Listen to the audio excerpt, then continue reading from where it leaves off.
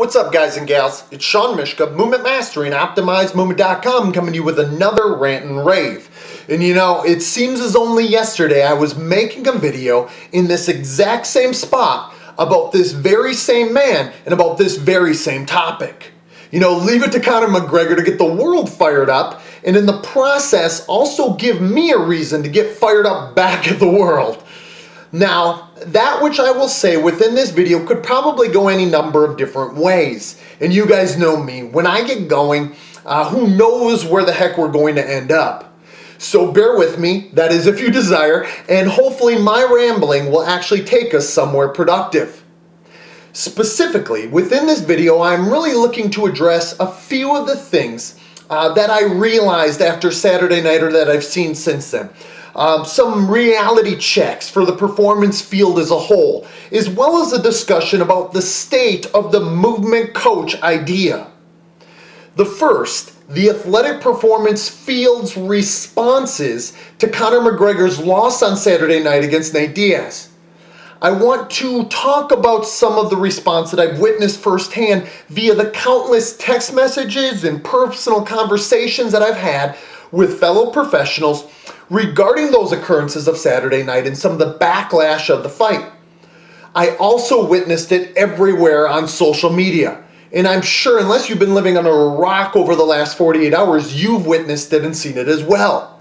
The numerous people making public posts about this very topic.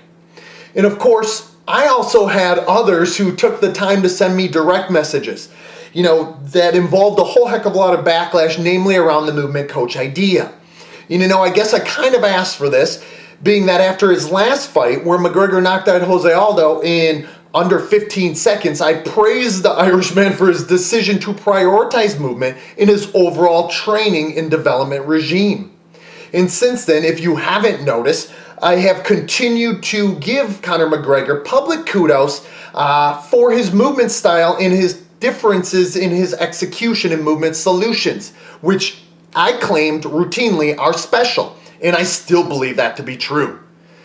In the last 2 days since Saturday night's fight, I have really heard it all from many in the performance field. Shoot, I had 3 direct messages within 5 minutes of the fight ending. Yes, 3 from fellow professionals who I don't even know, who felt it necessary to send me a personal message and make some sort of negative claim about the idea of the movement coach. I then proceeded to look around my Twitter and Facebook feeds, and it is littered with people going off about everything Conor McGregor related, many of which had some sort of accusation or held the implication that Conor's movement emphasis or his work with Ido Portal is what was responsible for him being submitted in the second round. Well, I think it was comedian Cat Williams who said, if it's one thing that haters can't stand is it's a winner. And apparently people have proved again that they also can't stand a successful loser either. So I guess people can't wait to jump on that Conor hate bandwagon. And granted, some of this, some will probably say he brings on himself, and maybe he does, as he may even thrive off of that. But if you've listened to any of his words since the fight, he has seemed even more than gracious in defeat. So really, what's my beef here? Well, if we are using the rationale that I've witnessed and read and seen on social media, I guess the only acceptable way for McGregor to prove that he was a sufficient athletic performer on Saturday night was another knockout. And the only way to prove his worth over his career was for him to go undefeated in his time in the UFC. It seems like such an extreme all or nothing type thing. And so many in our field, which are often so busy talking about how it's the process that matters and about how our athletes must look to handle and overcome adversity or to stand up for what their dreams are, etc., etc. I kind of find it pretty disheartening that some in the profession elected to take to the internet to smack talk about a guy that just stood toe-to-toe in battle with another human being and laid it all on the line, only come up short. This all seems a bit nearsighted too at that, because it's routine for many in the performance field to praise the preparation methods of athletes who come up just a little short of their goal.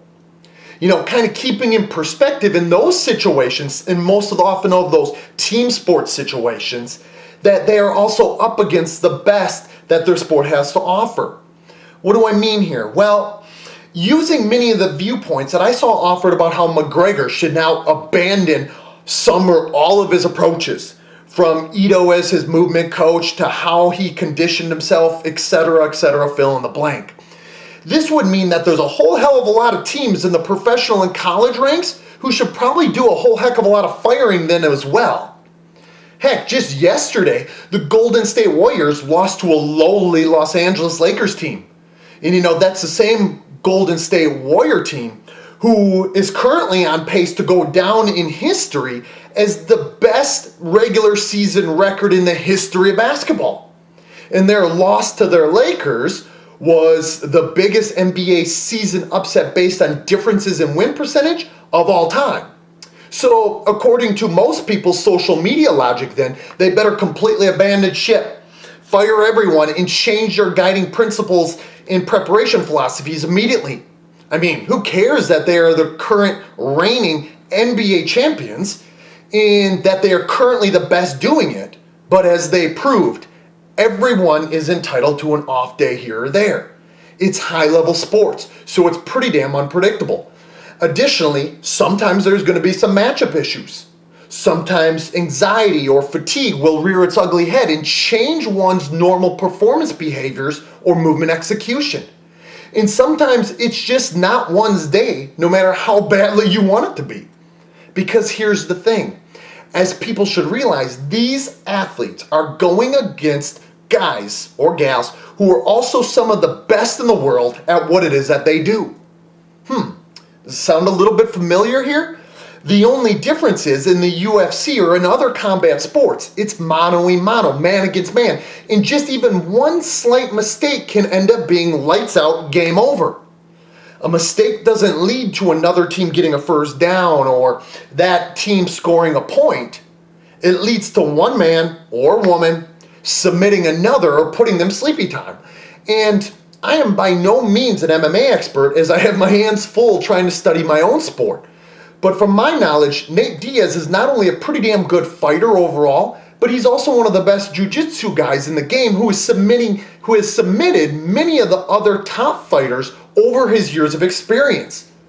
So yeah, I guess I think it is pretty low to rip on a guy who jumped up 2 weight classes in the course of 11 days, stood in front of a bigger man and went toe-to-toe after having won 16 straight and recently knocking out a guy who hadn't lost in 10 years. So we could talk now about different things in regards to what I witnessed or noticed in his movement tendencies, his movement behaviors, the nuances of his technical execution, and what I think may have contributed to this overall performance. But it's probably wisest for us to kind of get into the movement coach side of the rant now, because I know that we're probably already getting long, even though, trust me, this movement coach idea was going to be the main purpose of this video. But of course, then you know me, I got going at that point. So I guess, where do we begin now? Well, let's just say that I can't even begin to count how many people in the field I saw have something to say about this movement coach idea directly. And that's cool. Just a few years ago, no one would have uttered the words movement coach. So I'm all for it now being in discussion. And of course, we're all entitled to our own opinion. And these are conversations that as a group collectively, we should attempt to open up the lid on. However, before you do so, I would implore you to remain open-minded. So if you're one of the types of individuals who posted so much for a movement coach, or I guess it's time to stop working so much on movement, or if you were the first person to email me and say, looks like it's the death of the coach of movement, well, I have a few choice words for you, but they probably aren't very nice or acceptable to utter. So my 2 cents that I will offer is pretty simple.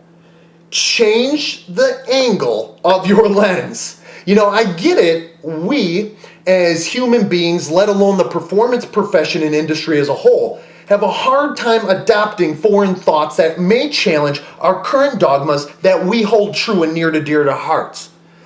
And I'm not going to rehash my past rant and rave video about the potential ways that I feel Ito's work with Conor could have potentially had positive transference to his movement in the octagon. If you want to see that, you're free to go watch the other video. But if you all who are hating on the movement coach idea, an idea that I've crusaded for the past 5 years, think that I'm going to just roll over and play dead on this, then you got another thing coming. As I said in our video last time, I do see some value in some of Ito's work. Things such as the use of the novelty movement skill development to help an athlete to improve upon kinesthetic sense and awareness. The fixing and freezing of degrees of freedom at a multiple level, as well as the use of movement to solve problems within one's environment. And if you watch the work that Ito and Conor did, at least some of it is predicated with a focus in these movement qualities, all of which could have a great degree of benefit for a fighter at any level, an athlete at any level for that matter. In fact, I'm currently in the middle of my novelty movement phase for my NFL athletes, which is a 3 to 4 week phase which acts as a form of general movement foundation, and I wholeheartedly believe in this use of this type of approach as I've found anecdotal evidence with it. Additionally, for Conor's specific situation, using it pre-fight like they do or did could also seem to serve as a restorative tool for an athlete like Conor who resides at a high level of qualification and is attempting to peak certain performance characteristics. That all said, if you have read or heard me speak about my movement coach ideas, you should quickly realize that what I have proposed as this role in the NFL could be drastically different than the way in which Conor uses Ito. Conor seems to use Ito's work to allow him to feel more free and more fluid as he gets closer or approaches the fight, to essentially become more attuned to himself as a human being and his overall performance capabilities. In contrast, the movement coach position and role which I have suggested is one which would revolve around more specific movement skills in the refinement of that movement skill.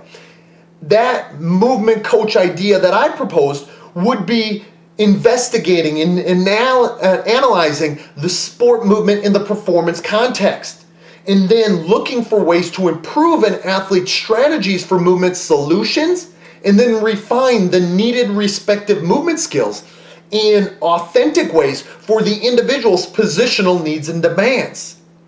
Maybe Ito does these things for Conor, I don't know, and that's probably the thing here. Does anyone really know exactly what he is doing as Conor's movement coach? No, not exactly. So it's pretty difficult to completely disregard the work that they did, like so many seem quick to do. Finally, my movement coach idea would also serve as a sort of quality control standard for the use of more highly efficacious means of motor learning to be implemented kind of program or team-wide, such as the structuring of the practice setting to allow for the evolution of an athlete's movement skills, or the design of adequate drill activities to be learning opportunities, such as changing movement practice activities in certain ways to allow for more diverse problem solving or perception action coupling, or the administration of instruction and feedback in ways to facilitate further movement skill acquisition. Thus, I think the work that I currently do as a movement coach, or that which what I'm proposing be adopted in the NFL or even in other professional sports, could be very different from Ito's work as a movement coach and what he does for Conor. But if you want to lump us together, that's totally fine. I think it's pretty obvious that we're both passionate about the prioritization of movement in athletes' regimes, as well as the advancement of movement skill acquisition ideas. Just also realize that we may go about our processes in much different, distinct ways. Thus, I can only speak for myself here, but I'm not going anywhere in my crusade, and I don't believe this is the death of the movement coach by any means. Now, I would apologize for my long-winded rant and rave here on this topic, but I'm kind of sorry I'm not sorry. So for another rant and rave, this has been Sean Mishka, Movement Mastery and OptimizeMovement.com. I'll talk to you guys on the flip side, and until then, let's continue to master the art of optimizing movement.